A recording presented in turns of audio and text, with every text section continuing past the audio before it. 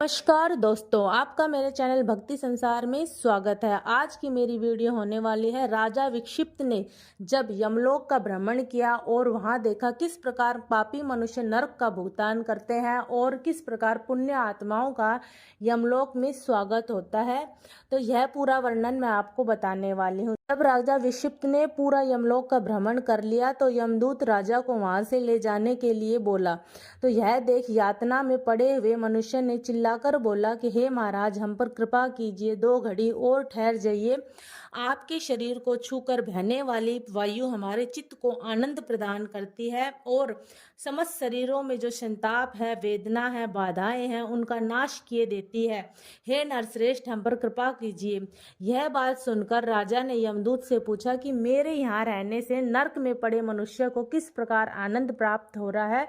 मैंने अपने मृत्यु लोक में रहकर ऐसा कौन सा पुण्य कर्म किया है जिससे इन लोगों पर आनंददायिनी वायु की वृष्टि हो रही है।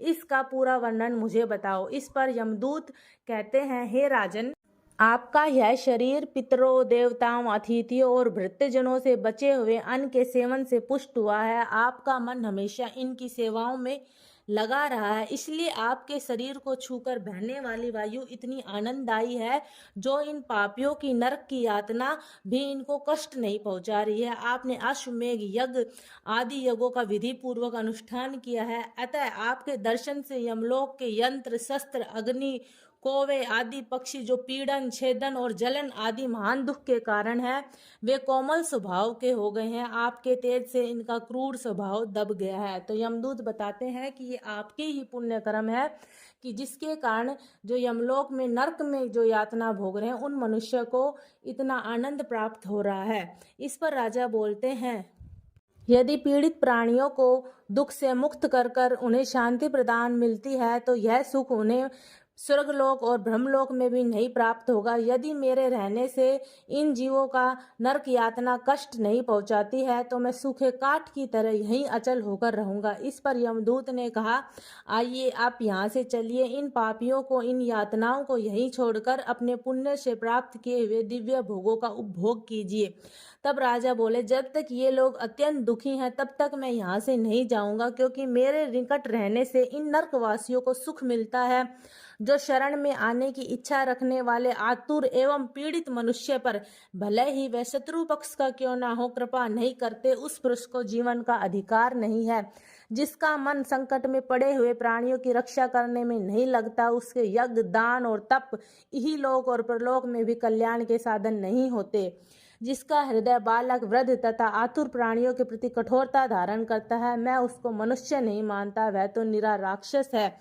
अगर मेरे यहाँ रहने से अग्नि जनित इनके संताप का कष्ट है, अगर नरक की भयानक दुर्गंध को भी मुझे भोगना पड़ेगा, भूख प्यास जो महान दुख देती है, मूर्छित कर देने वाली है, यदि मुझे इन सब दुख का भी भोगना पड़ेगा तो मैं इन लोगों के लिए यह सब दुख भी भोगूंगा। मैं इन्हें यहाँ पर अकेले छोड़कर बिल्कुल नहीं जाऊंगा। इसलिए राजा विक्षिप्त यमदूतों से आग्रह करते हैं कि तुम शीघ्र ही लौट जाओ, मैं तो यहीं रहूंगा। इस पर यमदूत कहते हैं कि धर्मराज और इंद्र आपको लेने के लिए आए हैं, अतः आप यहाँ से चलिए, आपका यहाँ से चलना अति आवश्यक है। तब धर्मराज खुद बोलते हैं और वहां पर आते हैं राजा के पास और बोलते हैं, तुमने मेरी भली भांति उपासना की है, अब तक मैं तुम्हें स्वर्ग लोक में लेकर चलता हूँ, इस विमान पर चढ़ो और विलंब न करो। इस पर राजा कहते हैं कि हे धर्मराज, यहाँ नरक में हजारों मनुष्य कष्ट भोगते हैं जो मुझे लक्ष्य करके त्राही त्राही पुकार रहे हैं, इसलिए मैं यहाँ से नहीं जाऊंगा। देवराज इंद्र और धर्मराज दोनों बोलते हैं, यदि आप दोनों जानते हो कि मेरा पुण्य कितना है तो उसे बताने की कृपा करें। राजा विक्षिप्त अब धर्मराज से और इंद्रदेव से पूछते हैं कि मेरा पुण्य अगर जितना है वो मुझे बताएं।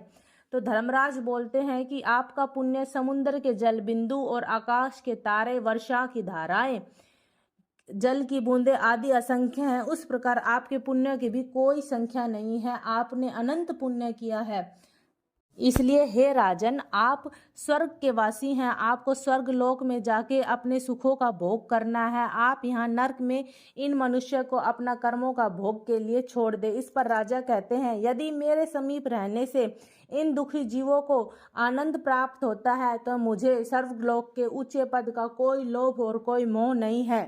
आता है, जो भी मैंने पुण्य किया है वह इन नर्क में पड़े हुए यातनामयी मनुष्य को ही दे दीजिए, जिनसे इनका नरक से छुटकारा हो जाए। इंद्र बोले, हे राजा, इस उदारता के कारण तुमने तो और भी ऊंचा स्थान प्राप्त कर लिया है। देखो, ये सभी पापी जीव नरक से मुक्त हो गए हैं। इस प्रकार राजा विक्षिप्त अपने सभी पुण्य का दान कर देते हैं और नरक में पड़े सभी वासियों को उनकी यातनाओं से मुक्त करते हैं। इस विक्षिप्त के इस महान पुण्य के कारण उन पर इंद्रलोक से फूलों की वर्षा होने लगी। धर्मराज और इंद्रदेव ने उनके जय जयकार के नारे लगाए और स्वयं भगवान विष्णु उन्हें विमान में बिठाकर दिव्य धाम ले गए और नरक में पड़े सभी वासियों को यातनाओं से मुक्ति मिल गई और उन्हें अपने अपने कर्मों के अनुसार दूसरी योनियों में जन्म मिला। तो ऐसी ही खूबसूरत जानकारियों के लिए मेरे चैनल भक्ति संसार को सब्सक्राइब करना बिल्कुल भी ना भूलें। सब्सक्राइब